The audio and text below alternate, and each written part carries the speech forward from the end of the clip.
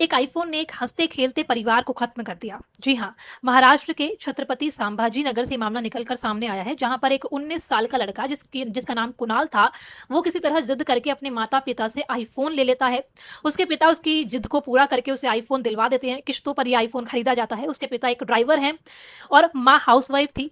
कुछ दिन तक किश्त भरी जाती है, लेकिन उसके बाद माता-पिता किश्त नहीं भर पाते हैं, तो लगातार किश्त जो है वो बाउंस होने लगती है। इसके बाद इसी चीज़ से कुणाल परेशान हो जाता है और वो इस परेशानी के कारण आत्महत्या करने के लिए एक पहाड़ी पर पहुंच जाता है। माता-पिता भी लगा पीछे-पीछे उसके जाते हैं कि कहीं वो कुछ गलत कदम ना उठा ले। इसके बाद वो पहाड़ी के किनारे पर जाकर खड़ा हो जाता है और लगातार नीचे कूदने की धमकी देता है।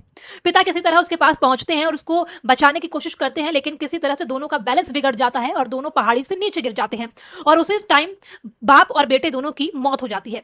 माँ इस सदमे को बर्दाश्त नहीं कर पाती और वो भी उसी पहाड़ी से नीचे कूद जाती है और उसी समय माँ की भी मौत हो जाती है। तो एक आईफोन के चलते ये पूरा जो परिवार है वो खत्म हो जाता है।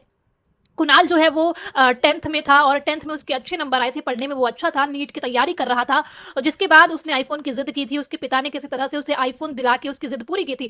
जब कुणाल ने आईफोन खरीदने की ज़िद की थी, तब भी उसने इसी तरह की आत्महत्या की धमकी दी थी। उसके बाद उसके पिता ने उसे आईफोन दिलाया था, लेकिन किश्त ना भरने के कारण ये पूरा जो है घटना हुई। उसने आत्महत्या कर ली क्योंकि उसके पिता जो है आईफोन की किश्त नहीं भर पा रहे थे।